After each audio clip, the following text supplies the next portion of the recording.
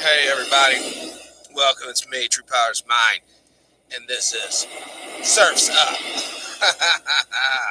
Hey guys, had a great week. Just want to tell you, this week's featured surfer. Hold on, let me turn this down.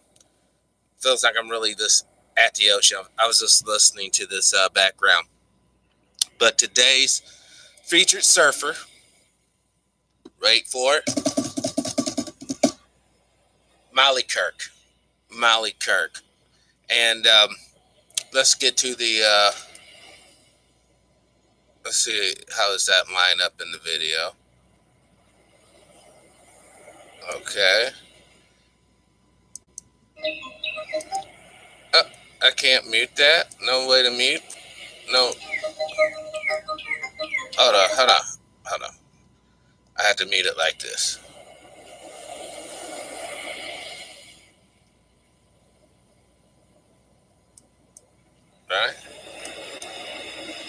All right. Now, Grace, tell us what you know about Miss Molly. One love. Molly was born and raised steps from the sand in Atlantic Beach, Florida. At the age of 5, she started surfing and skateboarding with her brother, sparking her addiction to stay active. When Molly was 10, she entered her first surf contest and fell in love with the surf community. After trips to Puerto Rico and Nicaragua, Molly begged her parents to allow her to homeschool so she could focus on surfing and have the ability to travel as much as possible. At 12, Molly spent her first winter in Costa Rica training and competing. Since that time, Molly spends winters in Costa Rica and Puerto Rico enjoying consistent waves, incredible beaches, and making memories with friends. Her summers are spent in San Clemente, CA, competing in events along the West Coast. Molly caught the eye of a few agencies which have allowed her to support her surfing career with modeling opportunities. With a focus on surfing and fitness, she has enjoyed this new path and hopes to inspire young girls to be healthy and stay active. Mixed with her love of competing and free surfing around the world. You will see photos of Molly across social media, either on a board in the waves at lower trestles or sporting her favorite bikinis for your local magazine. The ocean keeps Molly traveling, helping her discover amazing waves and beautiful beaches, while her competitive side keeps her training hard to achieve her goals as a professional surfer. All right. Now listen, guys. Let's jump over here and actually look at, her facts and figures. Amazing. She is 41, ranked 41 by QS in 2019. That means out of all the female surfers, she's number 41. Her average heat score is 6.16. Her average wave score is 2.03. Now, guys, bear with me. I'm incredibly new to the surfing world here, but I will figure out exactly what these things mean and explain it in later shows. But, this is only my second shot at this. So I'm going to, just take it how I can. So as we normally do, let's, I got Molly already queued up here. So let's hopefully find some images and we'll just take it from there. Maybe there's, I don't think this is all her, obviously. It's not. Okay.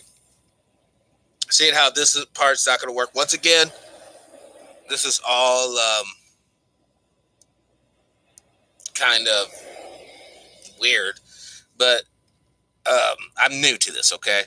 I want to spotlight these female surfers and show the world that they are actually doing stuff out here. You know what I mean? They're living their dreams. It's nothing else, all right? And plus, it gives me a chance to kick back and remember what it was like living, next to the ocean for 8 years. And God, I miss the sound of the crashing waves, seeing all the surfers and stuff. So let me grab up more information from what she has been doing.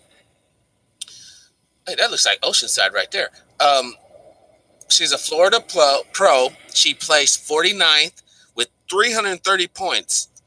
And that's, I don't know exactly what's the highest, but that's pretty good. And these are all 2019 women qualifying series figures. So I'm not making none of this up. All right. She's in blah, blah. Fuck me. I can't really pronounce the Spanish kind of word. It's blah, blah, blah, Las Americas Pro la la la. All right. Well, she placed 25th in this tournament, which I think is awesome. And she defeated Juliette Lacombe at the Las Americas Pro la la. But in the Florida Pro, she defeated Taya Blanco. So, hold on. I think these are more videos right here, actually. No? This is, different surfer girl.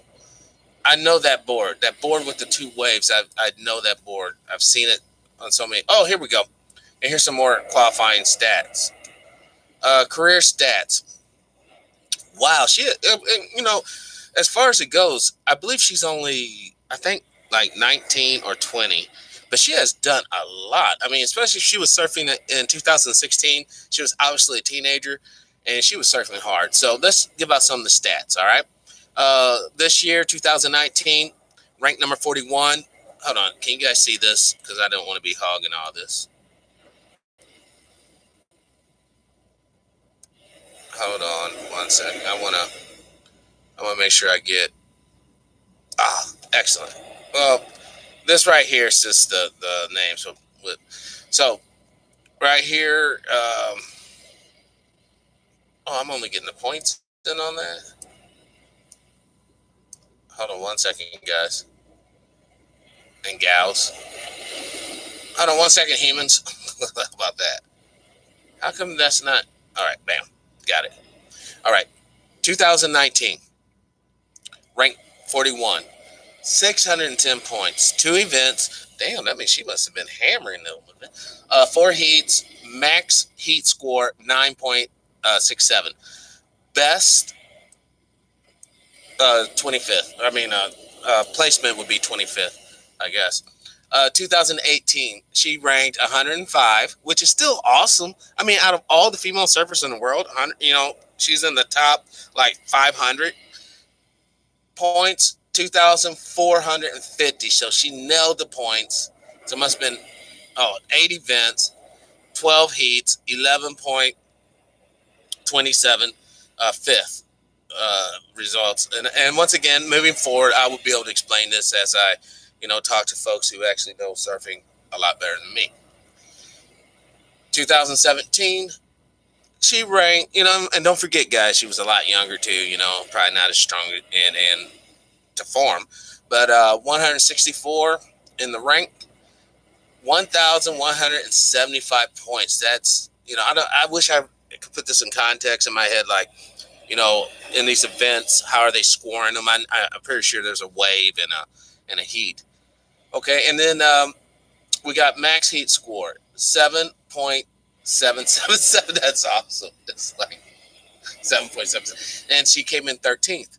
All right, and then 2016, she was 207th in the total ranking. She only had 636 points, 3 events, 4 heats, and 8 points total, 25th. So, when you really look at her growth here, she started off, all right, and then she came back the next year just nailing it, came back the year after that, totally hammering. I don't know if she might have got hurt or something, or maybe this year's just too early, honestly. That's probably what it is. But then she started off this year, and she's just kicking butt. She did 2 events, so she's basically making about 300 points per event. So, that's pretty awesome, man. That's pretty. And the thing about this show here, do we got to be perfect? No, you don't got to be perfect. I mean, I mess up all the time. But the thing is, let's see if there's junior stats. Okay, this is her junior stats from 2018. So she must have gone from junior to pro probably this year or something like that. But Roxy Junior Pro, she placed 13th. Los Cabos, she placed 25th. with 200 points. She defeated Alyssa Spencer, and then she defeated Gabrielle Ryan Summer. Oh my God, I hate these names. Please forgive me if I'm butchering your name. Macedo, Kira Pinkerton, and Samantha Silby. So, and those are the people that she defeated in order. But she placed 13th, 25th, 9th, 5th, and 7th. Points 200, 185. On that 9th, she's crushing it with 300 points. And then when she did the 5th placing, 420 points against Pinkerton. You know, those are some heavy numbers. If I'm starting to get like the overall sense. So that's her World Surf League champ. And this is actually, let me bookmark this page because I just happened to find it. This will be my go-to source because I'm going to try to get a new female, male. I don't care. I'm not sexist here, guys. Politically correct. But it'd probably be more leaning towards female surfers because they actually don't have a voice. But feature of surfers, break down their stats, try to find a good quality. This is, okay, let me just tell you right now, will not be a tit and ass show. Now, there will be bikinis and all that. All right? I'm not going to lie on that because, duh, it's surfing. But that's not what this is about. And seriously, if you want to do that type, if you want that type of show, you need to go somewhere else because you're not going to get that here. I'm sorry, you're just not. Because I want to honor these ladies for hard work and dedication. Because some of the training involved in this is no joke. You know what I mean? And some of the commitment. And hopefully I can get some of these ladies on the show and we can hear it from them. But some of the commitment that these girls have to do is just as hardcore as any linebacker, just as hardcore as any hockey player, or just as hardcore as any boxer or MMA fighter in its own way. They sacrifice a lot. You know, now granted, some of these folks come from money, which is neither here nor there, but some of them don't. All right? So let's go and try to find a Molly video, Molly Kirk surfing video on the tube. All right? Let me grab the tube. Molly Kirk.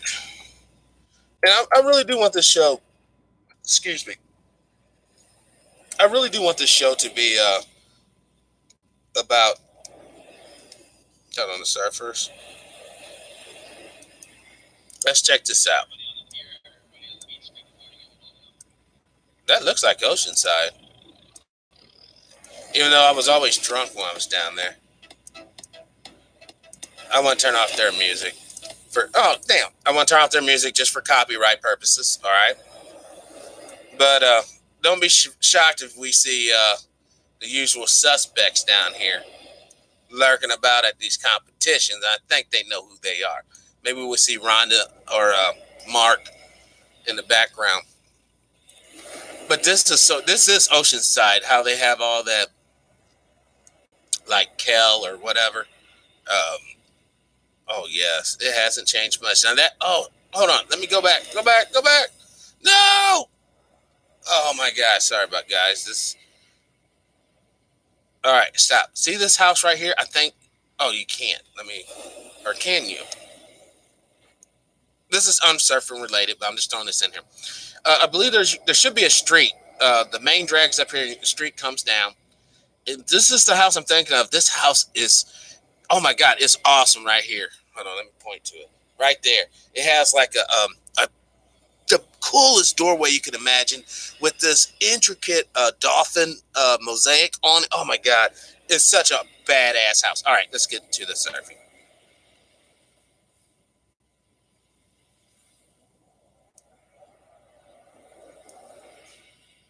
Now, I believe when it comes to judging, I think this is pro Supergirl Pro Surf. So this is, I don't know if Molly's, yes, featuring Molly Kirk, Denver Young, Summer Ivy, Mila Ward, Arlene Ocho, Savannah Stone, Rachel Princeton, Kella Tomato. I cannot pronounce these names, dude. But you know what I can do? You know what I can do? I can give this to our UK correspondent, Grace, and she can fix it up for us. All right, so Miss Grace, do your thing. Hold on. Oh my God, come on. All right, 1 second, guys. Oh, and let me get you back up here. My bad. Y'all can watch that while I'm doing what I'm doing. All right, now, Miss Grace, do your thing. Featuring Molly Cook, Denver Young, Summer ID, Malia Ward, Ariane Ochoa, Savannah Stone, Rachel Presti, Keela Tomoda Bannett, Carol Ribeiro, Tiare Thompson, Gabriella Bryan, Shino Matsuda, Alice Cooper. All right. Guys, Zali Kelly, Kanu Delavio, Chloe Openshaw, Brooke Dano. Are you done? Supergirl did not have a webcast for day one, but I captured some of the action on video. It was overcast on this particular morning of the surfing event. The waves in Oceanside were a bit textured. The Supergirl Pro is an all-women surfing contest. Event produced by Acer Entertainment. Major event sponsors Paul Mitchell, Nissan. www.supergirlpro.com. Event sanctioned by the World Surf League. All right. I think that's all, Grace. Thank you, Grace. So there's a lot of young ladies here showing the sport. Yeah, that is Oceanside. That is so awesome. And the jetty that I'm talking about, if you was to walk like that way, there's a jetty going out. And then Camp Pendleton's right next door. What a wave. Oh, and she saved it too. Look at that. Nissan's up there representing. Nailed it.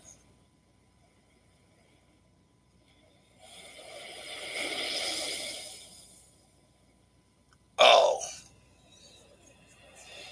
This is what I'm talking about, man. Look at how much fun that has to be. Now, Oceanside doesn't, it does kind of have little waves, you know what I mean? But they're constantly rolling in, of course.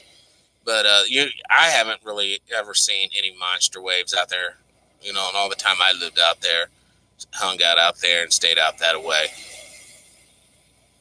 Actually, some of the biggest waves I ever really seen was kind of up north. Maybe that has something to do with water temperature.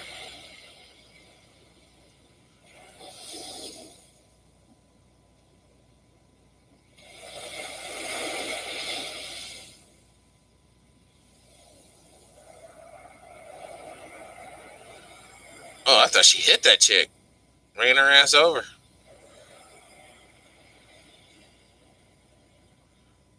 Dude, that does take balance. So, I know they have wax on that board, but that does take a high degree of balance. Ooh, that was looking good, looking good. I think she's going to nail it. Right there, little turn. Looking good. Is she going to nail it? Oh, almost hit that person, dude. There was a person down there in the surf.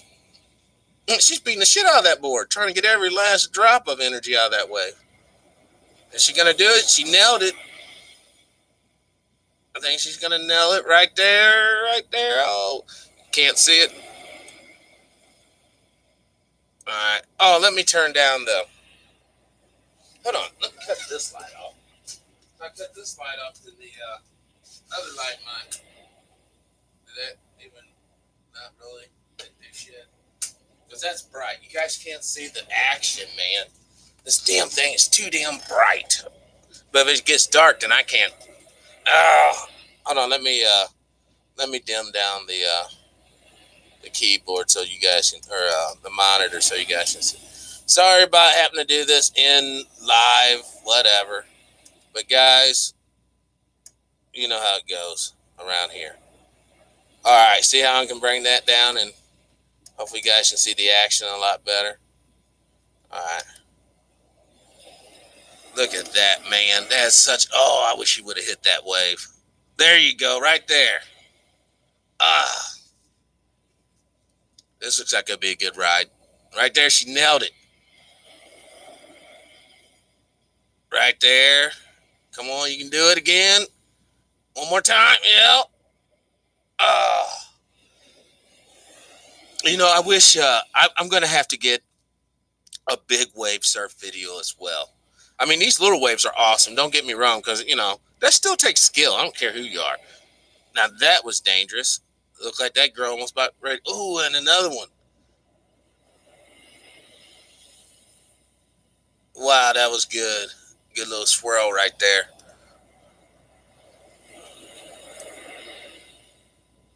Hey, what's up, brother CJ in the house? I'm just doing the little surf video, you know, surfs up. Friday night, just kicking back, having fun, drinking some water, and enjoying some surfing. Tonight, we're talking about Molly Kirk. She's a professional surfer, recognized by the Pro Surfing League and all that. But see, this is what I'm talking about, you know. No stress, no plot, you know, there's no none of that stuff, you know. That'll be for other shows. Oh, right on. Well, right on. That's fine. Well, then this show should be all for you, you know. We're all over here all about, you know, showing that women, men, you know, this surfing show, it's going to be primarily, you know, I'm going to be showcasing a lot of female surfers, but I will also showcase male surfers as well. It's like just a general surfing show. But I want to showcase a lot of these females that are not getting any recognition. You know, this ain't going to be no tit and ass production here. This is serious, you know, not serious like, you know, facts and numbers, but fun. This is going to be fun. This is not going to be sleazy and all that crap. You know, so I think you probably enjoy it. You know, I just have my weird commentary, you know, and try to act like the surfing judge, even though I have zero understanding of, you know, like right now what she's doing on the, I think that's badass. I think that's kick-ass. What's up, Brother Albert? Sister CJ, Brother Albert, they're in the house. You know what I'm saying? Oh, look at this. The chick still stayed on the board after flopping. That's badass. Hey, Brother Albert, you probably remember this here. This is Oceanside, California there that they're surfing at. Camp Pendleton is that away, buddy. On the other side of that pier, keep on going straight. You can't miss it. And then if you go down the other way, you're going to hit Carlsbad. So either way it goes. You got jarheads on one side and crazy fools on the other. And then if you go inland, you got San Marcos there, which is an awesome town. This water, me too. Look, brother, if you're on this beach right here and you go up this way, there's a jetty that goes down. It's a jetty, and you can sit out there, man. I used to hang out there, and then if you go back this way, like kind of where the beach goes into like a jetty on the beach there, like a stone rock wall there. Used to hang out down there and kick it all the time. Man, this used to be my spot, man. When I was in town, well, I was never there on the weekends because I was always traveling. But when I was in town, I would head up to Oceanside, you know, kick it up there, go back to La Jolla, chill. You know, I had a bunch of friends up there. And this is the place where I met a Marine in the bar. There's like a little bar scene in town there by the beach. This dude knew my dad, man, all the way out here in California, 2,000 miles away from my crib, you know, from where I was originally from at that time. There is that board, dude. This board here, I know that board. Unless there's more boards like that, I know that board brand. Awesome board. Man, this was, you know what? I'm not trying to be a tour guide for California by no means. But if you really want to go to a place where, you know, people are somewhat friendly, you know what I'm saying? Really cool, really laid back and chill, folks. Oceanside's your town, bud. I'm serious, man. Never really had no racial incidents. You know, I really didn't hang out, you know, like that much up there. But, You know, I did stay there for a little while, but never really had no racial incidents in that town or anything. Met a lot of super cool, wonderful people. You know, there's a little diner here in Oceanside, like where that pier's at. There's a road up there. It's I think the 101 Diner. They used to make good food. There was like not quite 50 styles, and it had like a parking lot, right? And in between the parking lot of the 101 Diner, and there was like a vintage store or vintage clothing store. All right. And oh my God, I used to get hammered drunk. All right. And then walk up to from the beach there, because every time I would go up here to Oceanside, it was drinking and just partying to the max, whatever. But we would walk up there and get some good food, and it was like around Halloween time there.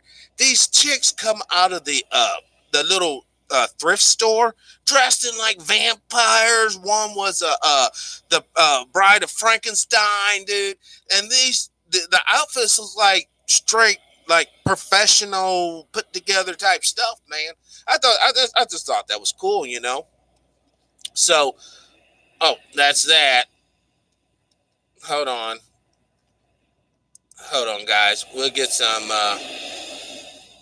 And that was one. Okay, here we go. And now this is from 2012, guys. So this one here would probably be Molly, probably in her junior term. Look at all those boards. Yeah, she's a junior surfer there.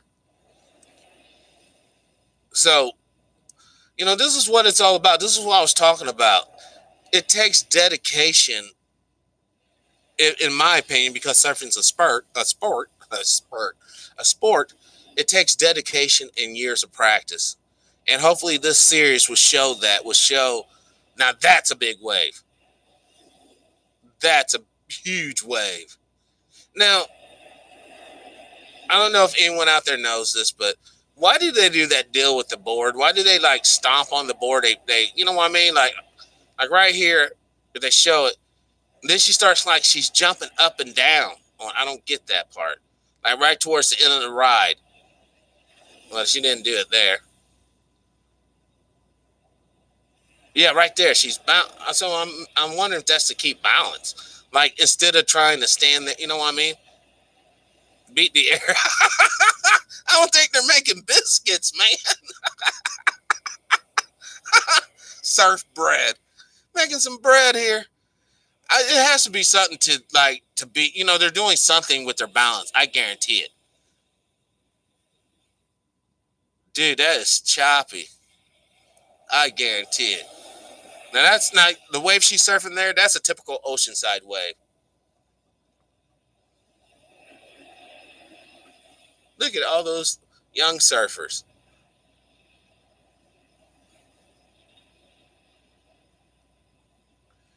Oh, that's a big wave.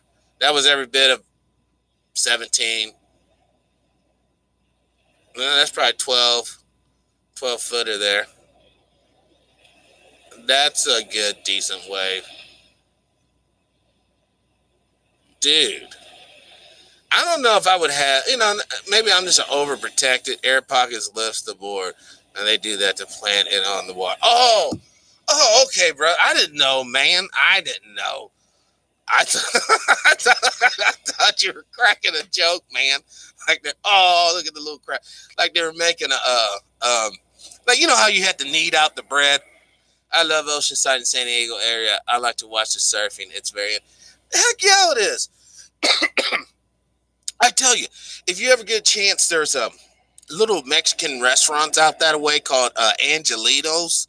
They serve like Corona beer and shit. You know, it's like a burger joint, but they actually show beer. But they got like this meat on a stick, how they would do like in, I don't know, like fancy, I don't know. But the meat rotates on, they make these huge ass sandwiches, man. I miss Angelito burgers. That beer, that sandwich. I think I really just miss the ocean. Yeah, I'm pretty sure. I really just miss the ocean. You know, I miss going down there and feeling the sand in my shoes. You know, I remember one time when I went to up here to this particular beach here. I was driving my IROC at the time. I had a 1987 white with red interior and a red racing stripe going down the whole length of the car, IROC. And I was driving down there, you know, and coming up Highway 5 there. Yeah, no, mine was a hard top. I didn't have the T-tops. I wish I did, but I didn't. I got a great deal on the car when I moved out there. It was an awesome fucking car, but I did not, unfortunately, get the T-top. I just had a hard top. Well, it was cool, you know. I was coming up Highway 5 there, man. And it was just after you get past San Clemente, or not Encinitas. And this motherfucker comes up in this little, what the fuck was it? It was like the Japanese car, a 300ZX or 200ZX. This dude thought he could get with me, man. I dusted this cat. I mean, that's one thing about out there, man. I had a buddy out there. He had a Viper, a Dodge Viper. You know, let's say that we just go for a ride, man. Everyone's always trying to race you and shit. I thought that was fun. I know it's terribly dangerous, but you know, it was fun. Hold on. Let's that's all she has, or just what? I don't know who this Molly Kirk is, but oh no, I don't want to go. I don't want to go there. Hold on. I think that's it. I think that's all. You know, as we, you know, other surfers obviously will be able to find more whatchamacallit. But let's go to big wave surfing. Women surfing big waves. Like maybe we'll get one of the mammoth. Oh, holy shit. Okay, this is what I'm talking about right here. That's a fucking wave. Look at this dude. That's insanity. That's insanity. Oh, no. You know, that's what's so beautiful. Look at that, man. Look at the power. I mean, seriously, for all of us who are landlocked here in the middle of the country, dude, look at that. Look at that guy, man. That's insane. Or not, actually not a guy, that was a girl.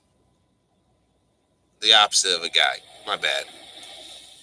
Because this is women surfing.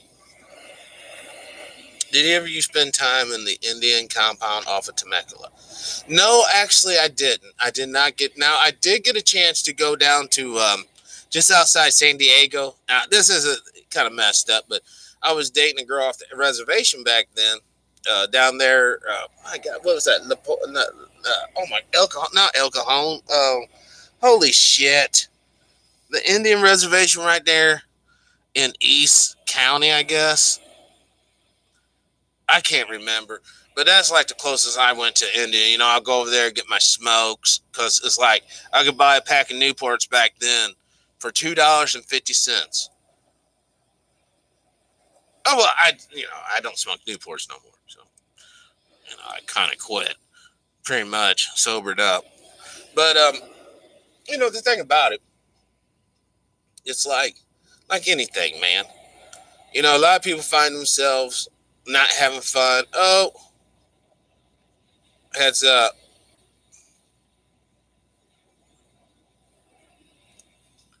Uh-oh. Hold on, man. I gotta get out of there. YouTube says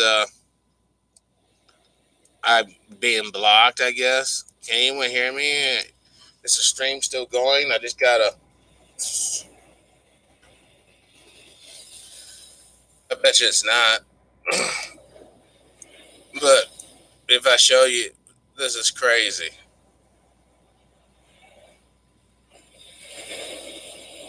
I'm banned, guys. That's what YouTube hit me with during my stream. No, well, it is what it is, you know. Yes, all right, cool. As long as, we'll quit broadcasting. I'll just keep the picture of Miss Molly up here. And I guess I can talk about other things kind of related to surfing. Oh, by the way, hold on. Let me turn down the ocean. By the way, oh my God, I might be having Dr. Randy Short on later at some point tonight, like between now and sunrise. I don't know when. Um, I don't know. He's a cool guy to interview. Got a lot of information. I think it's cool. That Oh, why I got the YouTube thing? Because they're saying that you wait, hold on. Heads up. We detected copyrighted audio and video in your stream. Your stream may be temporarily blocked. I mean, it's just YouTube let me know, being a little YouTube channel, that my activities are being monitored. You know what I'm saying? Like, yeah, I think it's pretty sad. I mean, it's not like I got millions of subscribers out here. I don't know. Only thing I'm saying is I want to showcase that. I really need to get with Rhonda Harper on this, but I want to showcase surfers that obviously Molly fits the mode of what what I heard the surfing community kind of wants. Blonde, blue eyed, a fit white girl. Boom, there she is. All right, but I want to get the Latinos. I want to get uh, the melanated girls. I want to get the girls from maybe Malay or Japan. Ones that don't necessarily um, fit the the stereotype. You know what I mean? I want to be that guy. I want to be someone that if they want to, you should feel special that they care so much. I know, I know. I should feel special, but I don't. Mm-mm. I don't like that type of attention. Now, if YouTube want to show some love and maybe put my videos on some play or the trending part, I don't have no problem with that. But their type of love is this suppression.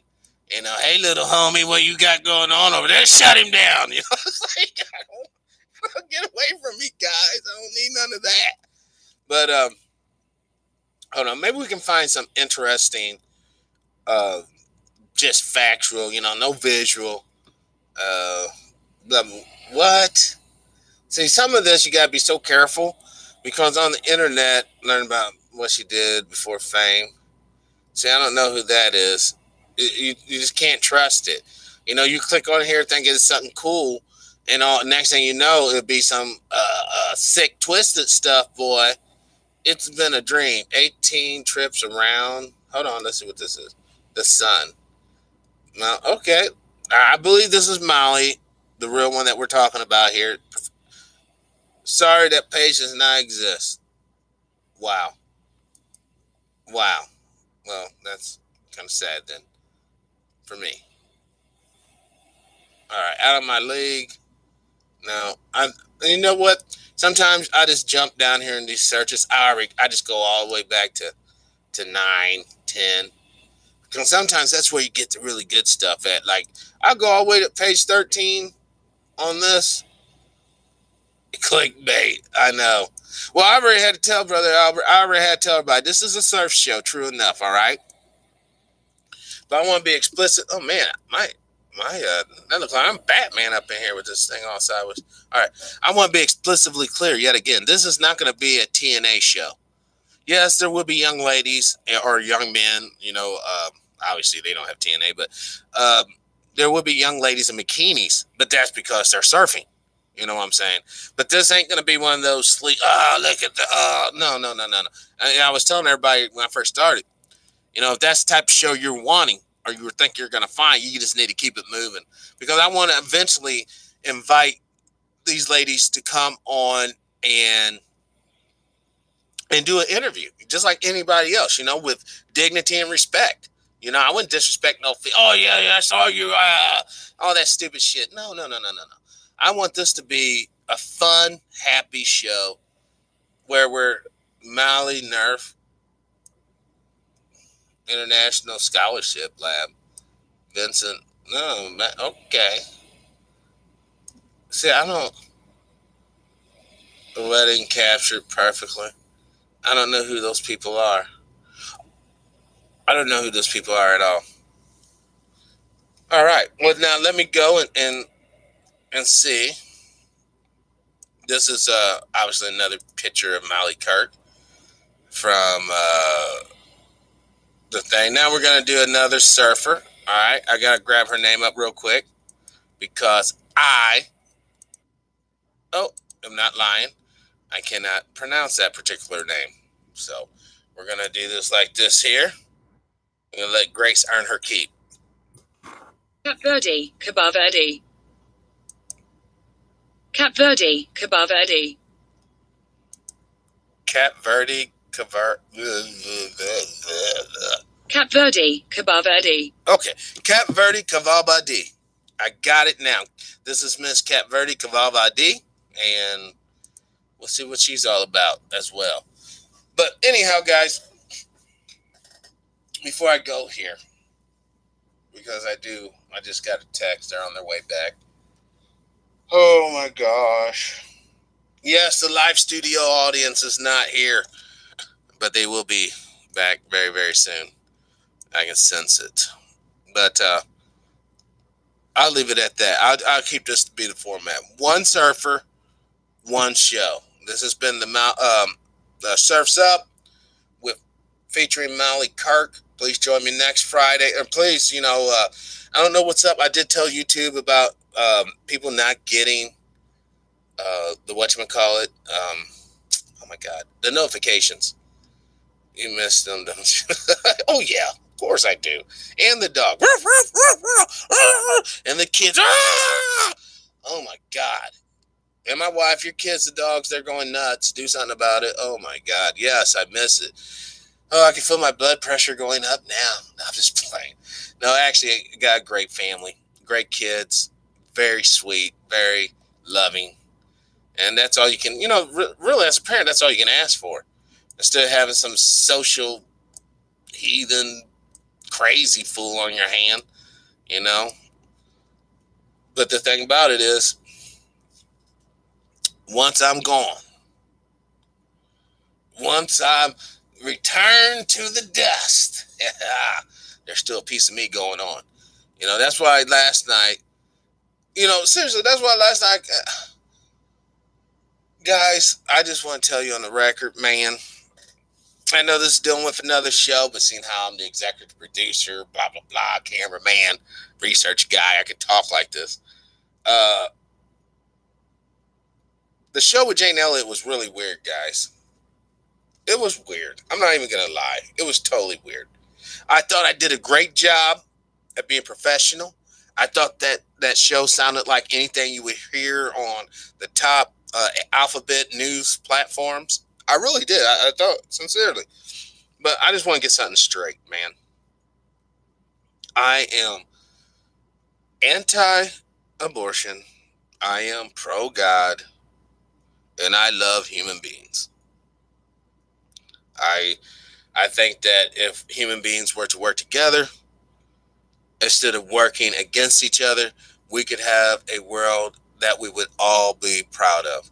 I don't believe in that nonsense that we all, because we do, at the end of the day, we all, now I'm starting to sound political. This will be it, and then I'll go back to the surfing thing. But at the end of the day, we all know that we desire to live in a society that has laws that are equally distributed amongst everybody. Now, that being said, I'll let that shit go. Let that go. And get back into surfing before I take off. Because I'm not going to become one of those guys. I'm not going to be just a political Illuminati, Freemason, reparate, all these topics like that. I am going to talk about fun stuff as well. I'm going to talk about sports. I'm going to talk about sportsmanship. And I'm going to talk about having fun. So that being said, this has been the second episode of Surf's Up, hosted by TruePowerIsMine, yours truly. And with that being said, guys, man, we're coming up on the 45-minute. I want this to be kind of like a 45-minute-ish show. like an hour show, I guess. I just want to tell you guys straight up from the bottom of my heart, you guys are the best damn audience out there in the net, man. I can bring on a guest, and if that guest ain't right, yeah, I will eat they ass up. Yes, yes. I saw it yesterday. You know, if you saw the chat room live yesterday, you know exactly what I'm talking about. Yeah, I was not holding back. Yeah, we're not holding back. I learned a long time ago. You can't. Yeah, brother Al, you're right. You can't. You just can't. So like I told her, and I'll continue to tell everybody else. We are, or I didn't tell her this actually. I should have, but I didn't. I told her basically. Oh shit, I can't remember. I'm gonna tell you what I wanted to say. We are stronger together as a people, as a species, and as a race. We are always stronger together. The moment we realize this. Oh, and also tomorrow, just in case I don't have a show with Dr. Short tonight, which I anticipate I will. Just in case I don't, I will be rolling out with Mr. Anderson from Judah's Generation at some point tomorrow, Saturday. Actually, I should call. Hold on. If I can get him on the phone, if I can get him on the phone, I would have stopped this broadcast. I'm going to start a new one because if I can, I would actually like to kind of have a day off tomorrow.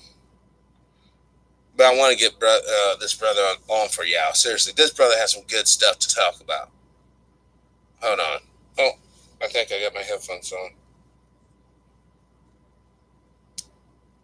Okay, I should be there.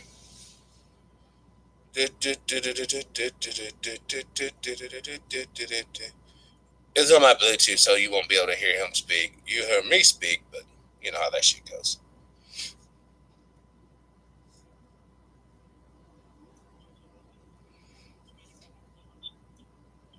All right, no answer on that. I will. It's 6.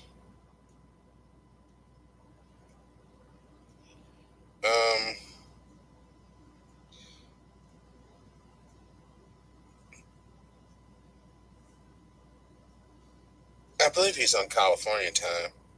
See, now I'm tripping, y'all.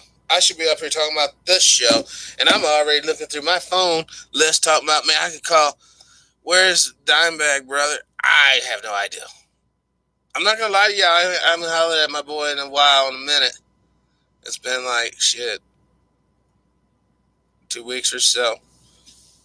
You know what I'm saying? It's been a minute. I don't know, man. I called him, no answer. You know what I'm saying? I mean, I ain't gonna blow up your phone.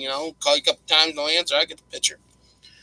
I wish the best. I know he's putting in work over there on Dimebag TV still, and that's cool. I have no problems with that. You know what I'm saying? Zero problems. I wish my brother the best in all he does and all he do. You know what I'm saying? But meanwhile, back at the ranch, shit still got to keep on moving forward. You know what I'm saying? Shit just got to move forward. And that's what I'm doing. I'm going to continue the weird and zaniness that I have been doing. Bringing on all these different folks. I will be honest, though, with you guys. I think, the next round of folks coming on, you're going to kind of find that they're more, kind of spiritual in nature. What's up, DT? Spiritual in nature. I will get Roman Light back on from the Yellow Vest movement very soon. Talk about what's going on in Europe as far as pertaining to the Yellow Vest. Rick, referendum initiated by the citizen. You know what I'm saying? I also, you know what I might do tomorrow? I'm not even going to lie. I'm going to call Dr. Neely Fuller Jr. And I'm going to see if he just can't come on the show just for a minute, man. Just for maybe 10, 20 minutes. Just to say, hey, yeah, I'll tell them, because believe it or not, a lot of the people, especially that I've gotten to know, especially through like Mark from Anaheim, they all know each other. Molly knows Mark, Molly knows Griff, Griff knows Mark, Mark knows Griff. They all know Neely. It's like a tight knit. Oh, also, I'll be getting Dr. Jason Nichols on too from the Maryland University. I'll be getting him back on soon. Sunday is 3 and 3. They're going to show up or show out. I'm going to show out. Look, my thing is, oh yeah, that would be cool. I mean, listen, a lot of the people that I've been bringing on, it's just an honor. Straight up, I ain't even gonna lie. It's an honor that they trust me enough to come on to the shows. They trust me enough. Like, think about it. Seriously, DT, let's say some cat called you up. You know what I'm saying? Hey, brother, my name is Lewis, and we want you to come on our show. And you're like, cool. And don't forget, DT, you're in the public image, so you already had to protect your image to a certain degree. You're in the public light. And you get on my show, I'm like, hey, this is Lewis with the fucking Got You show. Hey, we got our guest DT on this bitch. Hey, DT, and they just blast you. Man, no, sir. No, sir. That ain't the bullshit that I'm riding on, and that ain't what I'm about. I'm about real shit. I'm about people talking there. Look, I got a note the other day. Motherfucker wrote, True Power, you are a fraud, you're a fake, and all this, that, and the third. All right? I'm like, oh my God, why? Okay, if I'm such a fraud, motherfucking fake, and all this bullshit, why even come to my fucking channel? You already know stupid ass comments. Okay, let me tell you guys. For those who don't know, let me be explicitly clear. You come on this channel writing some stupid ass shit, it's not seen. It's not, I'm letting you know, it is not seen. So don't even waste your time, man. Keep that shit moving. Don't even waste your time. This ain't the spot for you. This is a spot for the people. And if you ain't chilling with us, you just ain't the people. That's all it is. It's not one group or one color spectrum of people on this channel. We all whatever. But at the same time, I'm not going to sit here and let some hater or some motherfucking troll come here and fuck with y'all's video. Because at the end of the day, man, you guys are what makes this motherfucking channel, period. Without y'all, this channel ain't shit. Straight up. Without you guys fucking sharing this shit, without you guys commenting and showing love by clicking on the motherfucking punk-ass ads to help out the show and shit, which I truly appreciate, I just want to say thank you. Thank you for the true listener, the TV viewer, the ones who use this as a radio program. Thank you all for watching. Special report, the other morning show, Surfs Up, my random music videos, and my random videos. Thank you. Because you guys, unlike all these other fucks out here, you guys have a choice. Bottom line, you have a choice. I can't jump to the damn computer and make you listen to this. Hey, I try. I try to bring education. And sometimes I don't get it right. Sometimes I mispronunciate words. Sometimes I talk out of turn. Or else I'm just totally wrong. Listen, I'll be the first one to admit, guys. When it comes to my guests, I'm typically the most, the ignorant one of the two. I bring on the guests because they have knowledge we all need, including me, we all need to hear. Or at least I think that we should hear. Now, some guests I do bring on for strategic purposes, But there it is. I'm just human. But I'm a human that has love for humans I've never met. I'm a human that has love for humans I will never know.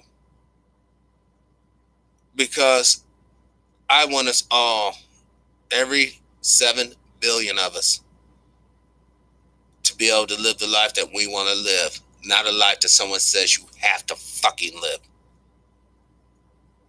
We have been down that road so many times, folks. So many times.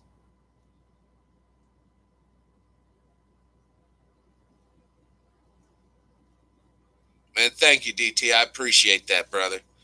I appreciate that. You know, and moving forward, guys, with the show, and this will be across, you know, all of the shows that I'm personally with, I'm going to start having more of an emphasis on visual aids and actually, you know, for people who may be deaf or hearing impaired.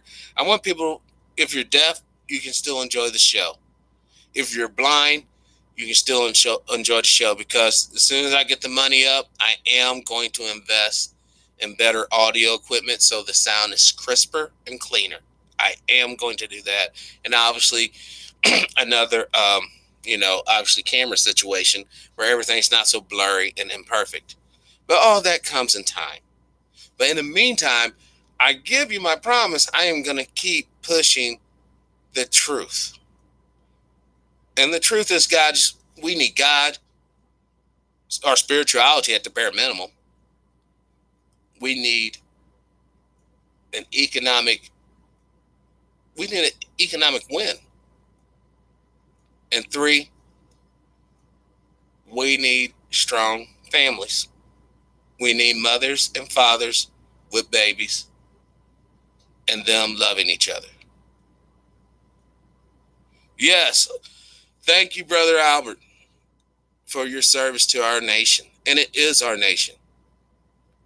You know, I mean, like look, man, fuck that. Like I was talking with Jane last night, you know, and you can almost hear the disdain for the military in her voice. I don't want my grandbabies and shit to go to, I get it. But what about motherfucking Brother Al over here? What about my daddy, my granddaddy, my brothers, even myself? Went to the MEP station, raised my hand. What about them?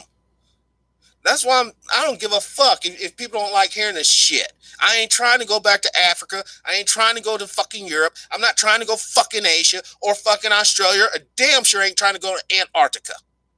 I'm keeping my ass right here in this motherfucking country that my people fucking fought and goddamn died for.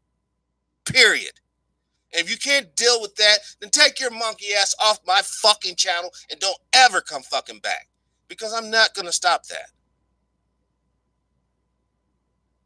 This is our fucking country. And when I say our country, I mean our, yeah, so we are not, they're still racist and shit, yeah. But guess what?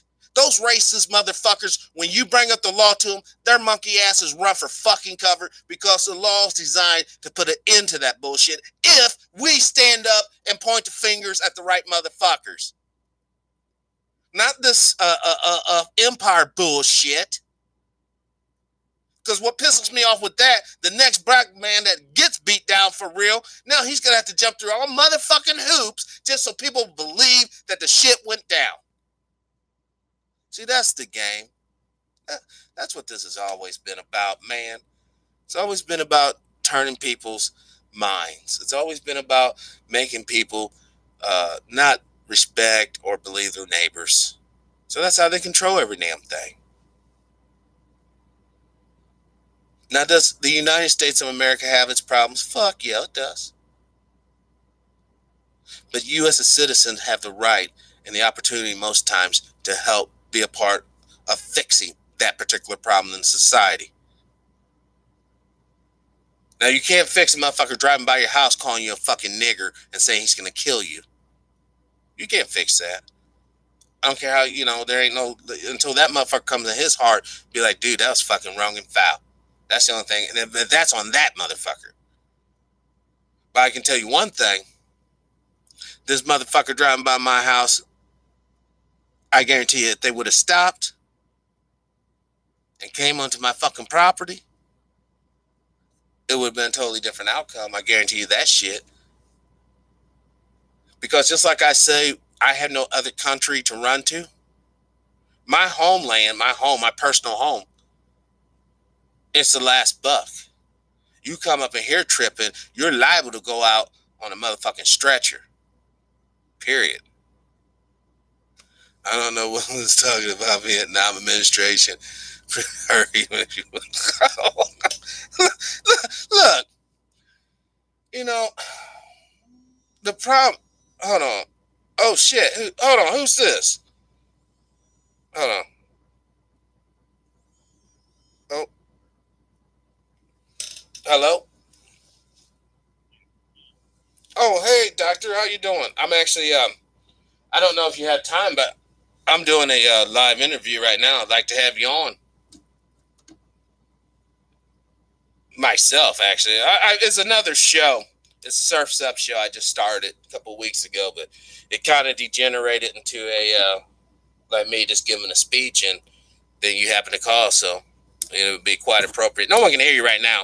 I mean, they can hear me talking, but they can't hear you. You're on my Bluetooth, but I can easily take you off that.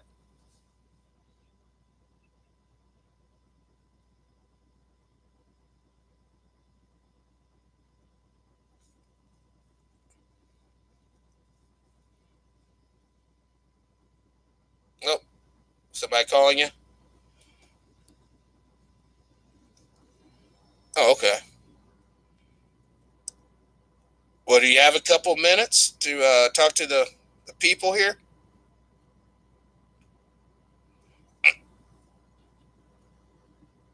Oh, it's we're just random stuff, right?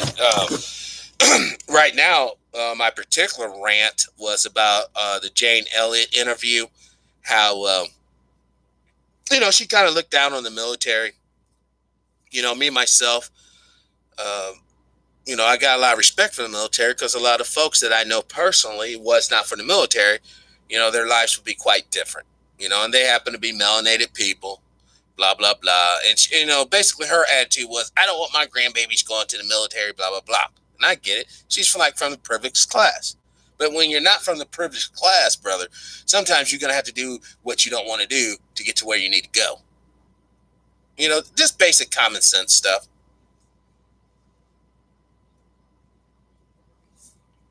Hold on, let me put you on the mic so people can hear. Hey, you guys, is Dr. Short on the phone? Doctor, you there? Yeah. Hi. I mean, I know he's a little tired, guys. I mean, you can only stay for a couple of moments, but could you just elaborate to, what I said about sometimes when you're in the lower class of society, you have to do what you need to do, just basic principles. Yeah, well, I get that, but the thing that black people have failed to do is to give ourselves an edge, okay, where we don't have to keep being, let me see, 100 years ago, actually 102 years ago, my great-great-uncle was forced into the military underage. Okay? And as the story was told, the first time he ever saw a truck or a vehicle with wheels was a truck that was driven with some white folks with guns in it who made him get on the truck and they put him in the military. Okay, that's 100 some odd years ago. And maybe we couldn't do any better 100 years ago. But it's a goddamn disgrace that black people have such a wastage of life, whether it's the military or crime. Black life needs to matter to our people. And if it did, the military wouldn't be such. By the way, it's been declining. Black folks have been not going to the military in increasing numbers over the last 18 years. And what should be is, why can't we do some of our own businesses and things where, unless you really want to serve in the military, you don't go, because the wars of the future will be killing black people. Oh yes. I mean, and so I now there is a benefit to military service, and that is knowing how to kill people. My problem is all these black people that know how to kill. And you hear about black veterans being slaughtered all over the country. It's amazing. They can kill everywhere in the world except for where they come from when they're being messed with. That's a phenomenal interest to me as to why. Malcolm X talked about it. And no, I'm not advocating that the police or black veterans be violent, but it's interesting. Every so many weeks there's another story of a black veteran being killed somewhere. And it's, you know, and that's the ones you hear about. We don't hear about the suicides. We don't hear about all the Agent Orange deaths. I've lost 3 family members to Agent Orange poisoning. And so this military stuff is often not what it's cracked up to be. The way the VA treats people, the way that they cheat people out of the GI Bill money that they could get to go to school. Mm-hmm. So the military, in as much as I have a large number of military people in the family, I'm not knocking people doing something for themselves, but I crave for the day that it's something other than having to be a killer for white supremacy. Doctor. The truth hurts, don't it?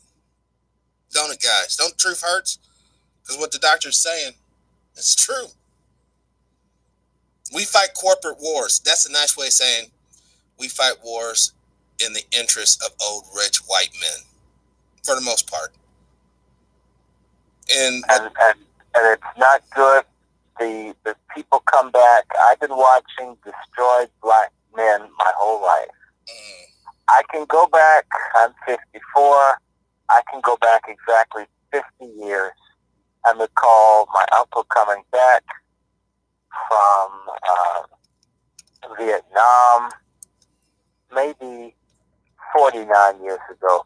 I'm trying to think, no, maybe it's 50, 49, 48 max. I think it's pretty much 50 years ago. And my uncle, who's still living, who had a great future, gets put in the military. And what I remember is him being in church and people having a good time in music, and folks started playing the conga drums, and my uncle freaking out in church because it caused him to have an episode of reliving being bombed by the VC. And we're in church and he is yelling and screaming under the chairs. There are a lot of destroyed black men because that was the only way that they could get employment. And we should be very disgusted with ourselves. In fact, you can learn how to use a gun and never go anywhere overseas. Are you understanding me? Oh, yes. My adopted uncle, the things that they do in the vet, putting them on these unsafe drugs, destroy his heart with Vioxx. They knew it was no good. They kill off the black veterans with these things. Then when it's all late and after they've ruined the people's health, they come out with these class action suits and maybe you get a few dollars, but they destroyed you. It's disgusting what they do. So I'm not knocking people going if they go, but we're really not honest with the disproportionate number of black women raped in the military. You know, black women make up about 40% of the women in the military. And so when they talk about those, 20,000 rapes every year, how many of those are black women? Let's be honest. How many of those are black women? And I didn't do the men. Over 50,000 men get raped in the military. You just said 50,000 men. are getting raped. And they get in the military. Sure they are. I'm not even gonna lie. I never heard that. The black man goes off to you want me to praise that. He goes off to war and some white dude T-bones him, and he's got to go through the rest of his life not talking about how do you explain you got screwed in the booty by a white dude when you went to serve your country, and they all knew it, and you're sworn to silence, so that person may blow your head off to cover up. You didn't know that much rape went on? Hell, it's another way to tell up black men. I mean, I know that, yes, women are sometimes raped. Men, it happens to men even more. It happens to men more. Well, you know my views on homosexuality. I'm not going to go into. Well, the point is, let's just give you a good example. Remember Jeffrey Dahmer, the white man that was eating black men? And screwing them, yes. And screwing them, okay. Did you know that Jeffrey Dahmer was in the military? Yes, he was like a sergeant or something in the Air Force or something. And he was raping black men in Germany, and he was given an honorable discharge. They knew all about it. That's disgusting, doctor. That's absolutely hideous. I'm not going to lie, that is. That's some hideous. You know, it's one thing. Discharge, they knew all about it. It's a 50,000 plus or more. It's a real thing. They don't deal with it, and they've been raping them a long time. It's the same way for all the niggas that talk about being tough. You got guards raping black men in prison. Okay, nobody talk about that either. So I don't want them to go to jail, and I don't want them to go to the military. I think, why can't we go into business? Why can't we go into private enterprise? Why can't we do a collective? Why is it that black men always get these awful choices? Die in the streets, die in the battlefield, die in a cell, die being a coon in corporate America, die in the rocking chair because you got this woman who's a man that makes more money than you. She's just black and female. Why is death the only thing that we get? And how can we accept that for ourselves? And I'm not saying that racism... We have been trained to accept this, doctor. No, we're not trained to accept it. They know better. So you drink or you smoke or you get high as to not... to help yourself conform to what you don't want to do. Trust me, there's a lot that we're trained to do that we don't do. Just be a teacher and ask someone to take out a sheet of paper, or be a teacher and ask someone to please sign the name on your paper, be a teacher, ask them please come to class on time. Look, we rebel against a lot of things. In fact, we rebel against all the wrong things typically as black folks, no matter what we condition to do. So I differ with you. I see this all the time. Okay, I see all kinds of stuff where the option was to do something and people did the opposite of it. I even see it with our sisters who will pick a dude who's got bastards that he won't take care of, and she would drive a tractor trailer over a guy who went to a good school that had a good head on his shoulders to find someone that would throw her off the top of an apartment building and run down to the bottom floor, pick up and throw off again. I see a lot of black folks doing stuff that's counterintuitive, that goes against each. Why do you have to pick that? I think it's quite interesting that these women can kill 5 children in Bucks County, Pennsylvania, and there's no outcry from anybody. No black women say anything. Last year, the white women, the lesbians killed 5 or 6 black kids. You know, frigging thing from any notable female. Not Oprah Winfrey, who wants to talk about Michael Jackson, who may have screwed these gold-digging white boys, but real cases where black kids are killed, not someone that may have dallied around. I'm not saying Michael Jackson did it. So I see stuff, and I see a lot of craziness. Okay? All right, we're trained to call things out. How come nobody calls out Jesse Smollett until it's so obvious? I mean, even the alternative media people were erupt that. And now that it's got this, still no one's saying anything. Maybe Dave Chappelle. And they weren't asking him like Dave Chappelle Like Dave Chappelle had a rope around them for saying, damn, dude, you lied. It's interesting what we are self-censoring. We're overtraining. We're overtrained, where it's not even training. And that's a combination of condition and conditioning and being resigned to things being bad. It's sort of like having a Negro preacher with kente cloth on, and he's preaching with all this African vestments on, and the Jesus in the church is white. And you're like, if you took the time to do that, why have the damn white Jesus up there? It would have been a lot easier to take the picture off the wall than to get those ornate vestments from another country. Are you feeling me? Yeah. I'm not looking for what's difficult. I'm looking at what's simple. How is it that Negroes are now having white people cut their hair? Black folk, white people don't even want to touch black people, but now they're doing our funerals. Everything that, even stuff we used to do, we got right, we don't even get it right anymore. And there's no reason for it to be different. Right? We used to buy hair care from black hair care makers, right?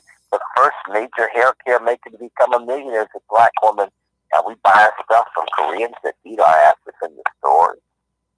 It's even fake and made with industrial waste that's carcinogenic, and the sisters will punch your ass out of the way to go to a store where they're disrespected to buy industrial waste to give themselves fibroids and tell you that you want their hair that way and it's blonde.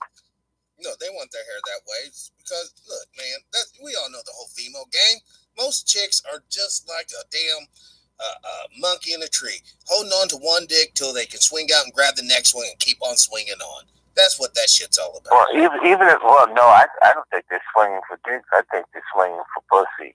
I think, you know, we're really good at talking about gay men and a whole lot of black butchers out there. And okay, a lot of them are straight for pay. Their preference is sisters. But why? How can you say that, Doctor? When you look at these chicks and they dating a chick that looks like a fucking homie. They date, you know. But they won't go out with a homie that looks like a homie. Right.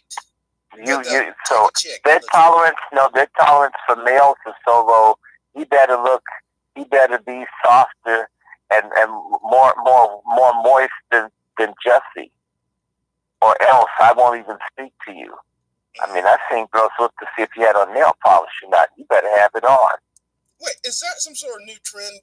Little dudes having on nail polish? Oh, it's clear nail polish. They don't want color, but at least she took the time. And she does her nails, you do yours too. They see like a broken nail or any kind of debris or stuff under the nails. That's too masculine. So guys getting their nails done and getting pedicures and shit and clear nail polish for their toenails. I mean, what kind of woman needs a man to get his toenails done? I'm not talking about clean. I mean, yeah, you don't want a person with like feet that they could grate vegetables with, rubbing up against you. But damn, how much? How moist does he have to be? And the other thing is those same women that, you know, always talk about domestic violence, and domestic violence is supposedly a male enterprise. And any person honest knows that the most violent ass-beating people of all time are rock'em sock'em lesbians. They beat ass. And you know what? The sisters are reluctant when a woman's punched them out to tell anybody. They stay in the relationship to prove that it can work. And defiance of the black man. I would have let this woman beat me. I'm not going to call the police. I am not going to go back to black man, you know. Wow. You know, since you didn't know that about maybe as much as a third or more of all domestic violence is played out on female. I never heard that fact. Oh yeah, because women lie. They're liars. Not all, but many lie about this stuff. And this is why women prefer to have male bosses and practically everything else male. Why? They can play games. You can do stuff. Women don't like the military. You have a woman that beat you behind. You know, they can say a man touched them or looked at them, and a man's in trouble. Women don't take the same. Women don't take too kindly of what they see women do. They don't have to. What feminism and other things have done in the culture has made men suckers, chumps, weaklings, idiots. I'm not talking about the asshole, abusive men that don't treat women right. I think you and I line up there. I don't like for men to put their hands on women at all. I hate it. Right. But I also hate women putting their hands on men. See, I never heard of that. Women doing stuff. I mean, spitting on people and huh? No, I'm saying all my homies, all my friends, my homeboys, we don't play that shit. I ain't never seen none of my partners get smacked by their gal or no. I've seen it. I've especially seen it in college environments and other things. And a lady pops someone and you don't hit them back because you're not supposed to. I'm thinking, this is insane. You don't teach anyone to disrespect anyone else. And you know what? I'll tell you something. There was a situation which I really celebrate. I loved it. You remember the case in New York where the two lesbo thugs attacked the dude in the McDonald's and threatened to stab him, threatened to kill him. They spit on him, and he didn't even do anything when they spat on him. Wow! And that wasn't enough for them. They couldn't leave him be, so they said they were going to stab him. They were going to cut him. He didn't even do anything to them. Because he was so scared, probably going to jail. No. He had just come out of jail. And he wasn't afraid of going to jail. The thing was, he didn't want any trouble. See, this is what I hate about feminism. Feminism is one of the most disgusting ideologies that black women have latched onto. Because what it says is, women are perfect, men are completely evil and void of value. A man is just a ramrod, not a person. Okay? So men are objectified in the name of countering women being objectified. I don't believe in the objectification of women, but at the same time, it's wrong if women objectify men. Real equality or real decency would say treat everyone, male and female, the best that you can. Keep your hands to yourself, be respectful, and be honorable. I don't always see that. For example, you saw the case where the football player's woman spat him in the elevator and he unloaded on her. Well, in my view, I don't spit on people. In my view as a male, if I spit on someone, I am begging for someone to beat the hell out of me. Who told that woman that she could spit on a man and he wouldn't do anything? I mean, there's some dumbass women out here. You spit on people and they can't touch you. I'm a woman. That's not Simon Says, bitch. I don't spit on anyone. I just assume someone may stab me or shoot me or kill me for spitting on. Just don't spit on anyone. This is good sense. Who told folks that they don't have to treat another person who has more musculature and a greater ability to inflict pain and violence than me to disrespect them? Unfortunately, it's the mothers. Don't hit that girl, son. Don't. No, you better not hit her. Don't hit her, right? But you hit him. Where did that come from? It comes from feminism. It comes from liberalism. It comes from LGBTQ. It comes from white supremacy, where they, in order to knock the black man down, use the black woman. She gets mad at him. She calls the police. He doesn't even have to touch her. She can say so, and they take him in handcuffs away. Right? Let a dude call and say a woman hit him. The cops aren't coming. and the sisters know that.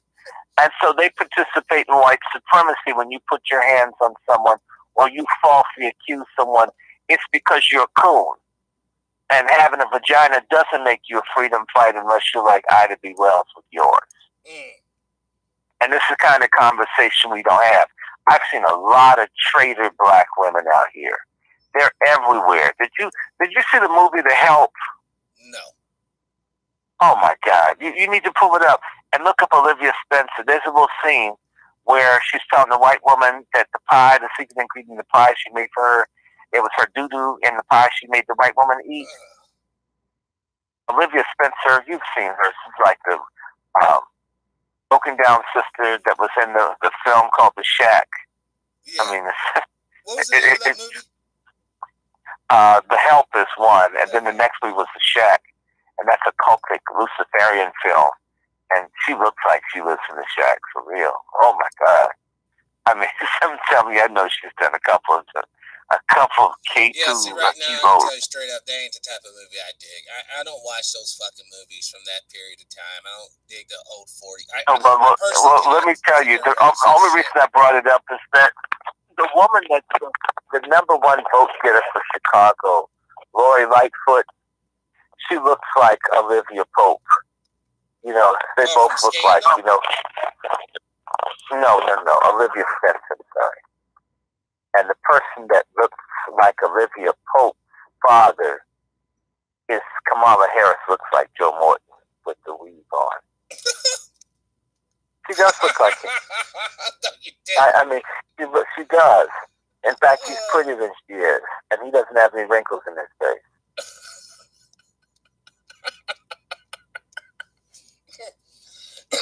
You know, the thing about this, though, with a strong religious authority as far as how we interact amongst each other in society, do you think that could help this problem overall? Yes, in particular if you're dealing with mutual submission, not submission of one and not the other, cooperation. You know, when you think about it, in particular the story of Jesus and the woman caught accused of adultery, and when the guys were like hypocrites, they all had got a piece that they're going to kill her, and they're probably mad because she knows how small they were. Killed a little more than killed, you know, this sort of like Boyce Watkins. You know, yes, all the confidentiality agreements. I wonder why. That's the thing. Is that nobody cares? Nobody is. It's like nobody even cares. No, people do care. Their sisters that are honorable. I'm not saying everybody. Their brothers that are honorable. But yes, we have some rogues. We've got some traps. We've got some scum. I'm talking about business leaders. I'm talking about like the whole big picture, not just pertaining to relationships. People don't care because as long as they're making that money, as long as they got that power, the fame, they're gonna keep doing what they do. Whether it means steps on people's neck or meaning that they got to dress up in a damn dress, go out here and act like a fool on carpets, you know what? They're going to do what they got to do. Did you hear Victoria's Secret is closing 51 stores? No, I didn't hear that. Yeah, well, maybe that's why they want the sissies wearing the women's clothes. Oh, that right there. I'm going to take that somewhere else. I'm telling you guys, we're headed for this economic collapse. Once that economic collapse happens, the same thing that happened in the Weimar Republic will happen here overnight. And it won't be wearing sheets and invisible. It'll be right in your face. These people are scared, and they're ready for the green light to go. And trust me, these young boys, I ain't talking about your friends at the water cooler. You knew Bobby all fucking 20 years now. I ain't talking about him. I'm talking about his son and his buddies. Will have zero shits about stuffing your ass in the train headed to a fucking incinerator near you. Now, you take that as you want to, but that's what's really coming our way if we don't get it together. No, well, we have to get together, but I'll share something with you. They do want to do all those things. This is old. The problem I have is that people don't want to do anything to stop it. I can recall making a mistake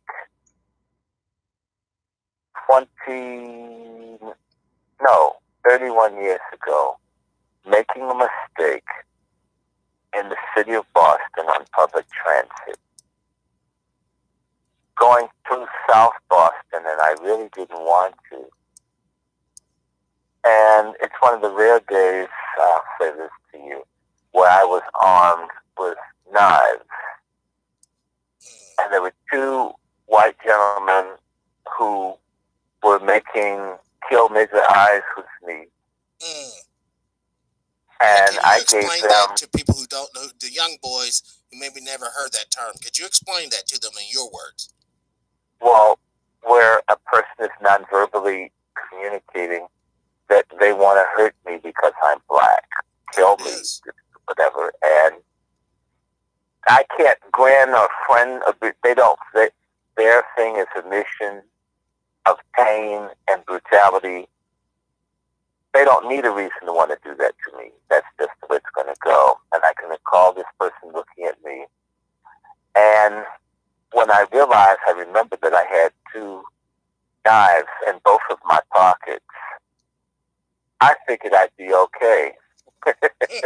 I looked back at that guy. I let him know that we're all going to die together.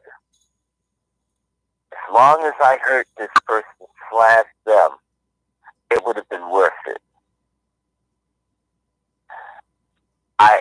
The guy looked at me when I looked back at him very politely, without saying anything, and he was afraid. He realized this isn't someone that will just let us do him like John Lewis in the 60s. They just might want to stab you or cut your trachea out, and everyone hurt one another.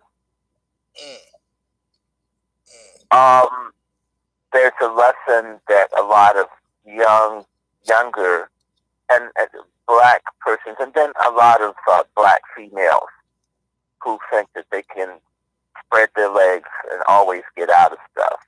It's not true. Let me give my spread leg story. Did you hear about the black woman that was in Texas, was so in love with her white boyfriend? Oh, she's so wonderful, and everything's better than a black man. You can't tell these girls. I mean, they are in Euro Disney. They're in Afro Disney with their white love, right? No problem. I'm not saying who you go out with. And this guy took her to some friend's house for a pool party. They drowned her and killed her and took her stuff. And that's... There's another story. It happened back a few weeks ago in Atlanta, outside of Atlanta, Forsyth County. Another one of these stupid black women. My pussy's so good until race doesn't apply to me. God, we have some dumbass women in our community. And it doesn't help calling them queen and begging and praising them all the time. That's not good for anyone's character to be praised all the time. Not for men, not for women. Some of them need to be told they're stupid. They don't got no awareness. They're not thinking. And they're setting ducks for people who have no problem killing anything that's not white walking around. I've met such people. They just really, I've had them. You just want to kill all you. You guys are all scum. All, even the women. You know, a lot of sisters don't think that they're silly. Well, this black woman, another one of these kind, they wouldn't even speak to you and I walking up and down the street. You'd have to come out here with a certain black woman won't speak to you. And it's not like you're saying, hey, baby, or you're trying to grope them or nothing. Nope. I'm talking about working the same office, and sister makes the policy to never even speak to you. I mean, it's antisocial, but that's how it is, right? I mean, I can't. I'm not crying that you're not speaking. It's just, God, there's folk who hate my guts white at work that speak. Well, I want to pull up that. I pulled up something for the people to see, and maybe you heard about this as well. Prince Harry, the boy over there in England, will raise the Nazi uniform. The Nazi uniform. Yeah, the Nazi uniform. Yeah, and he's married to I guess they're calling her a black woman or whatnot. But he's going to raise that baby gender fluid. Now you can. Now is his brother, the older brother, is he raising his kids gender fluid? Well, do you know what that means? Let's be honest. those folks have a history. There's certain allegations that families into pedophilia. So maybe his dad wants some pudding pop. Wrong type of pudding, sir. Wrong type of pudding. Well, no, it's the right type if you can afford it. Yeah. Oh my People God. forget that Jimmy Savile, the man who had sex with dead bodies and sex with kids, is very close to the royal family in Prince Charles. There's something going on there. Okay. Well, yeah. There's even a video. There's a video on YouTube of a boy who's hanging outside the window of Buckingham Palace trying to get away. And for all the swirlers out there, you need to tell them about that story in Joliet, Illinois, where the two white women, some of those stupid black guys who think being laid up with people in other races is worth dying for, and what they don't know is people are willing to kill them for sleeping with them. These white females lured these two stupid black guys and thought they're going to get some weed and some white cooch and play video games. And the women had them come over, and I don't know if they drugged them or whatever, and their white boyfriends killed them. And the white women with their white boyfriends had sex on top of these dead black men's bodies. That's in the state right next to yours. Wait, you're saying that these white girls had sex with the black guys, then invite the black guys? No. The black guys thought they were going to have sex.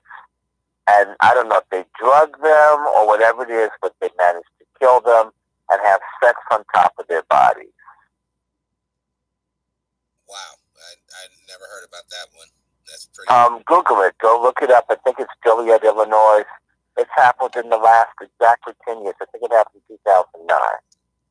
Now, it's going to mention to this black woman that got killed in 2018, went for a football sleepover party with her white female friend. And suddenly, 3 men came over, and the black woman was found dead in the front yard the next day. Nobody knows what happened. They never know. Mother of 5.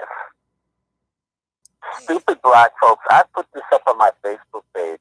I said this in 2016. I announced that more blacks that recklessly hang around and just have to be up the ass of other people that don't like them will be killed, and no one will understand and know why they're going to get killed in increasing numbers. And maybe this has to happen. The history books don't matter, the sacrifices, the marches, the people like Dr. King that could have watched his kids grow up were ungrateful, stupid-ass black folks. Some of them are going to die. They're going to get killed. They're going to get purged. They don't learn. They don't like people that are serious. And I didn't say hate anybody. I simply said be honest that there are people out there that hate you. I know folks say, well, you're not going to bias me. You're not going to put that poison inside me. I'm not going to see the world. And I'm right, fine. Get yourself killed. No, not better. Let them learn. Let them learn. I'm sick of black folks, certain types of black folks needing their hands held. I'm speaking as a history teacher. You come in and you can't, people won't give you an opportunity to talk to them about what, and so, the white kids are always fascinated by the black kids. I just want to leave right. Some of those folks, in fact, you know what?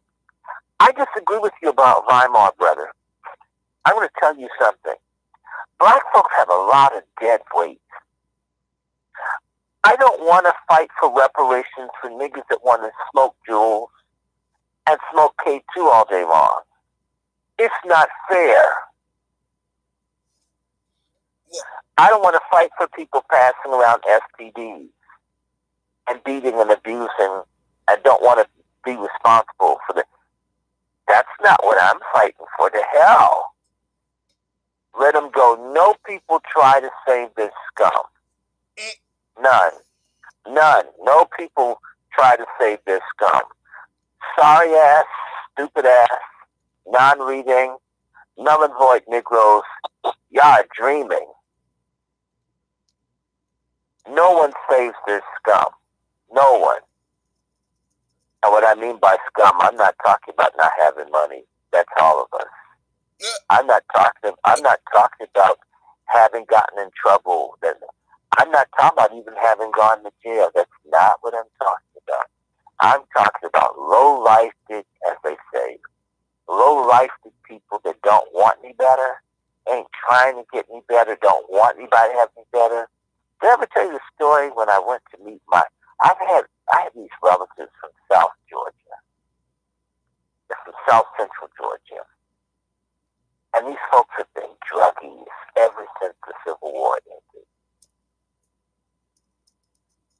I don't hate my kinfolk. I really don't. I'm not like that.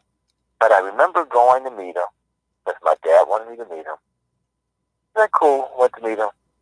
And it didn't look like any family you had been to. It was like, wow, this looked like Boys in the Hood after black people discovered K2 and crystal meth combined, and bath salts, and Flacco. I mean, this is like really, whew, it was gruesome. That's the thing. It's fine. I'm not against people. I can't tell people how to live, whatever, but maybe I can make contact, find one or two people I'm in touch with. So we sat down, and at first they were excited to meet me. They decided to figure out, well, in as much as we related, and the questions began. And not, hey, how you doing? My name is, and my mother is, nope. Yes, man, have you ever been to jail? No. You get high? No. Do you drink? No.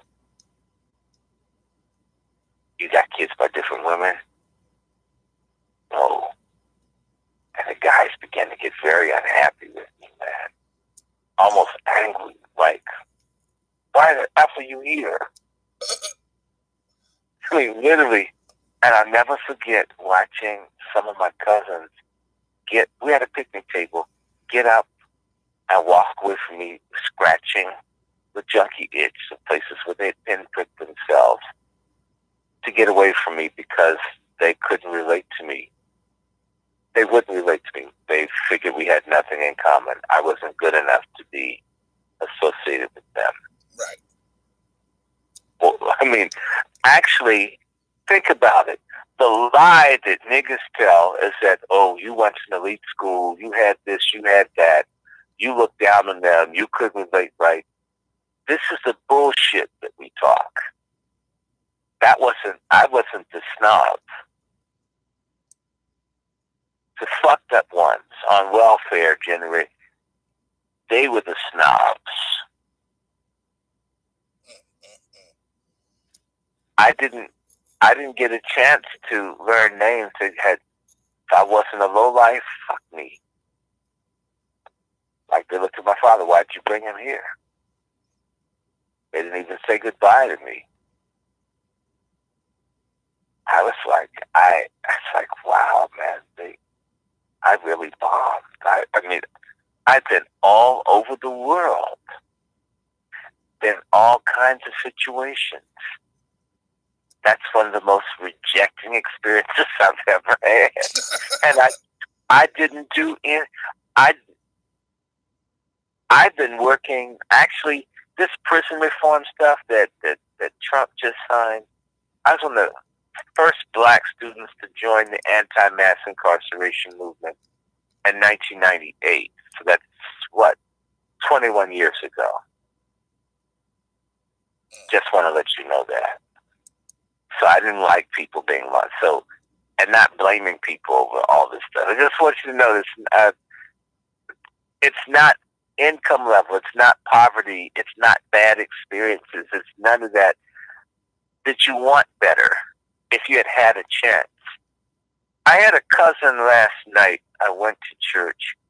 One of my cousins who's been a thug, I haven't seen in years, But one of my cousins just got made senior pastor of a new church out in Calvert Heights, Maryland. So everybody was there. Well, my cousins, I hadn't seen him. It's funny. His brother was a cop and a military person, by the way. Just to let you know, I'm not picking at the military. It's all over, right? All over.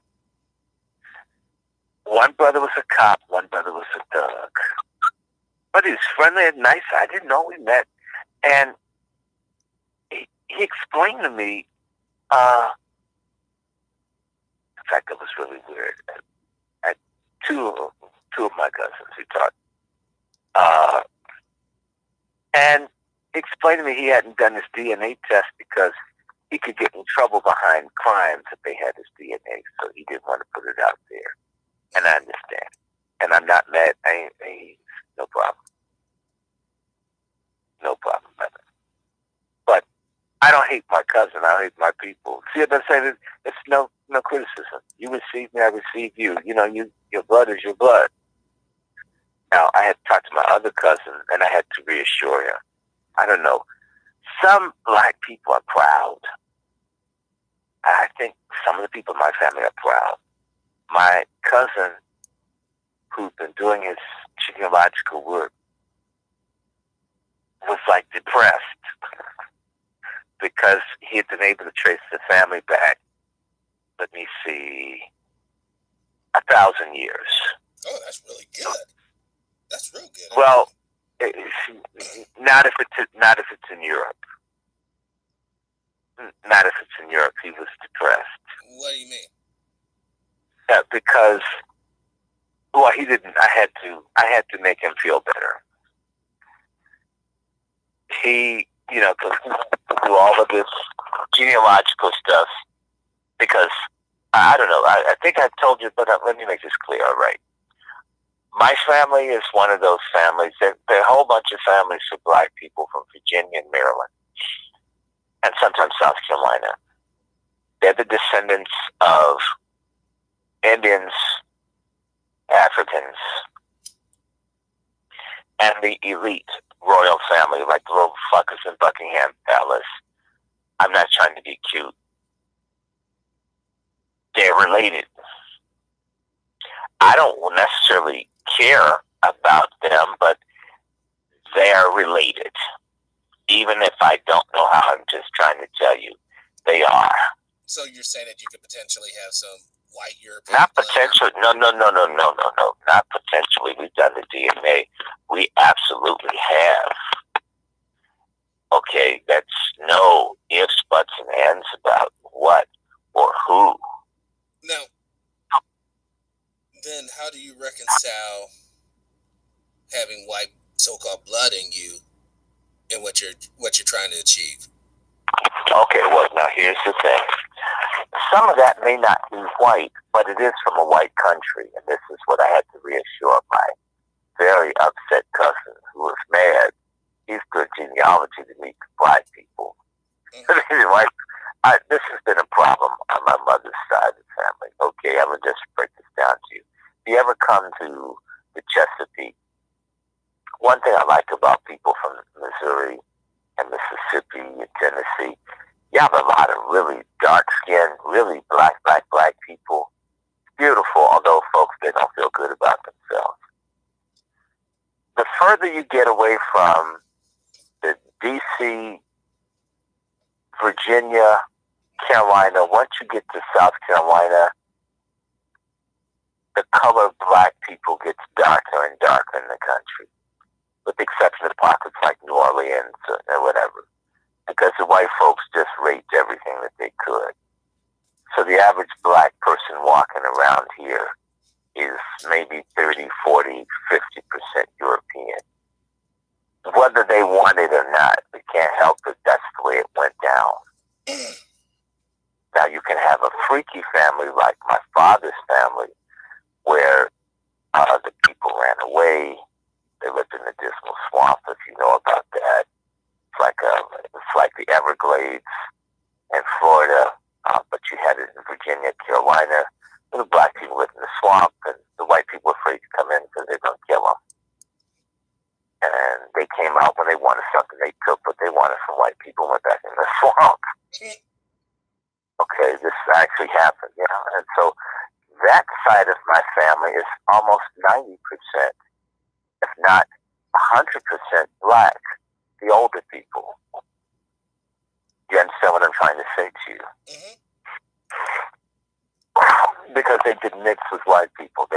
But when you meet a person that's 80, 90% African or more, what it means is that the men were violent enough to protect their women from white men. Or there simply just were no white men in that geographical region too, right? No, not in America, my friend, no. What it meant is that the white men didn't get a bite at that black apple. Someone was going to die, they're going to stab someone. Someone said, you can't have our puss. I know if you're white, you got a whip and a gun, I'm going to kill you. This has existed in this country. Black folks who believed in a life for life. You will not do this to me. I understand all this bullshit about whites, but I'm going to take your life. You may hang me, but I got you first. Okay, and white people respect it. They'll never say it out loud, but they respect it. Of course, everybody respects someone. But they put up the Roland Martins and the Boyce Watkins and the other weak apologist coons to put out something, or Van Jones type people to say, oh, you can't do it that way. Why not? What do you mean you can't do what? You have to just get along and don't just no. Yeah. Not so. That is not black survival. And my family and other places, people had guns, with guns near the kitchen, the family dining table as the means to shoot at people of any color, but in particular the color that doesn't respect others. You come in, you can come by, but you're not going to get away. If you try to bust in our house, we're going to take you. We're going to get you. Yes, we're outnumbered. Yes, you have more, but you're not going to do this one. So in other words, you're saying, as long as someone has something to fight and die for, then people will back the fuck up off you. Yes, and so the question is, why won't we fight and die for black women and children and babies and our brothers right now? Okay, now let me finish this story. Okay. What you need to know is that the royalty in England now, you know, the Windsors, the Saxburg, these people are German. All right. The original heads of the royal families throughout Europe were black people. And this is what I had to remind my cousin about, because he was very depressed. All the white people. And it's funny, the people I family that are light-skinned absolutely don't want to be light-skinned. Everybody married dark. Trying to they're so proud. Mom and grandma that's why I meet Negroes that are swirling and Negroes that only like light-skinned people. That's just the opposite. And my family, people always proud to be black folks, always married darker, trying to shake off the white, just get it off. What we call it, melanin dipping. Get the blackest person to try to get it off. Get the stigma of having someone white in your family off. By finding the darkest person that you can be with. I mean, I've heard of that, yeah. And then the other way around. Yeah, but that's not always how it goes. It happened in the Black Power era, then it ended. But some people really didn't want to be white. Just absolutely didn't want to do that. Anything. And that's why I've always been disgusted by people like Jussie Smollett, Troy Bayer, Don Lemon. The people my family could pass, they would never pass. They never wanted to be white people. Ever. It's just something to be ashamed of. I mean, literally. But, I mean, on that same token, when we're talking about, I guess, black news folks or whatever, how do you How do you view a guy like Jesse Lee Peterson? Jesse Lee Peterson, who pays his bills? Probably the people who's funding him behind the scenes. Okay, so basically, you can make a career whether you're a cop, a sanctuary, pro-sanctuary city, pro-abortion, pro-LGBTQ, coon Democrat. It is a cottage industry to hate black people publicly for white money. So you think that's what he's doing, hating black people for white money? Some of the stuff, not everything. Some stuff he says I completely agree with. But then, he made. I will tell you how I feel about broke Negroes with no dignity, not because I hate broke niggas with no dignity. He tells you because he hates them. I tell you because it makes me angry, and I expect better. Bill Cosby said certain things, but I don't think he had the kind of love he should have had for black folks. That's why that shit came back to haunt him. Well, I mean, what do black folks have to do with him dosing up chicks and running up in them? What does black folks have to do with that? First and foremost, he didn't dose up anybody, and that's the garbage way. That's what they're saying he did.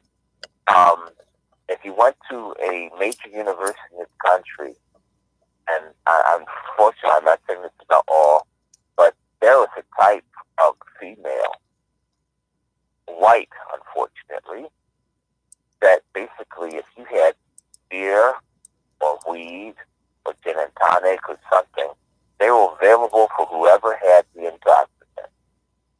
They screwed in exchange for liquor, drugs. And we have some black women like this too. And that was part of the sex, was dope. They don't want to have normal. I have seen dudes that wanted cooch, and the woman demanded that they get coke. I mean, you're not going to come up in here unless I get some drugs too. And we again protect, and we don't see women as being able to be morally upright as well as morally low down. It really does depend on the person. And so I have seen with my own eyes in my very short life, going back 50 years, watching white women have sex publicly in Lafayette Park across the street from the White House to protest Richard Nixon being president. So, and so LSD and weed and all this stuff and ecstasy, these drugs, the drugs and the screwing. What's that thing? Forgive me. Woodstock, where folks are just up screwing publicly, and Hyatt Ashbury, where folks are just running around and coming up and, can I screw you? Or do you like, I have a gorgeous vagina, you want to see it? I mean, there were people living like this. Just take a look and don't hit it and move on about your business. But now, I want to ask you a question about black folks in particular. Now, do you subscribe to the notion of evolution where all people came from black people? That's not evolution. That's called Genesis. Explain.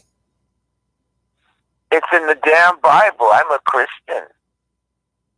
So you one woman, and what do you think they looked like? So they didn't look like Elizabeth Warren. They didn't look like Chuck Schumer. No. Or Donald Trump. This is where I was going with the royal folks in England. They destroyed all the pictures. The original British royalty weren't white people. White people are a relatively new manifestation in terms of appearance. And how did they come to that manifestation? Well, I mean, if you're in a certain climate, it'll do stuff to you. I mean, and that's the point I want to get to. So let's say, hypothetically, just for pushing the conversation along, black folks take over. All right, we take over the whole planet, the whole damn planet, in a very political way. How long would it take for the black folks who are ruling, say, the northern or extreme southern, because you think it would happen in southern as well, hemisphere? When would they lighten up? How long does it take for them to lighten up, I guess, naturally or whatnot? I don't know. And I can't say that you don't have people that come out right, because if you've been to Africa, there are white Africans who aren't mixed with white people. Yeah, but if we look at people now, we're talking about people Jussie Smollett looking and lighter, who are naturally African, and it's normal for people to be in a variety of colors, even in the equator of Africa. And I'm not talking about albinism. Yeah, albinos. Everybody's not talking about actual. They would have the characteristics of a European, or just the skin tone. I'm not talking about the skin tone. I'm saying that if you were to meet, I know what it's like to be in Africa, and I initially thought, oh, well, God, if I'm in Africa, people will look at me and know I'm from the United States. Not true. People looked at you, and they looked at what kind of African they assumed you were, which means even though folk darker than I was, I'm a person from a specific group or place. Now, in terms of this, you know that white folks had this Neanderthal thing, so the DNA people say. And I don't completely understand it, the genetics and all of that, but there isn't things like that. I don't buy into all of this idea that I don't believe that anyone can be superior, but there's a variety, and people change, even in any. Hold on one sec. I think we have an issue here. I think this feed. Hold on. Let me restart this feed real quick. I think there was an issue.